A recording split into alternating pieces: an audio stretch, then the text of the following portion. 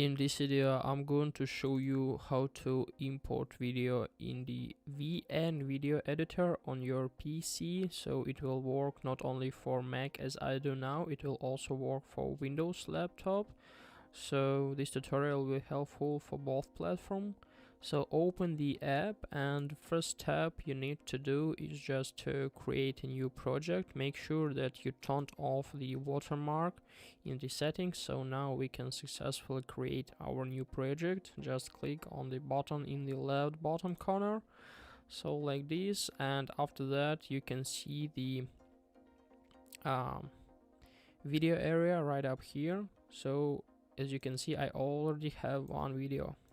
So to import one more, all we need is just to click on this area with the right mouse and then just click on import file from file app, then click on OK, and now we just need to select the necessary videos from our computer.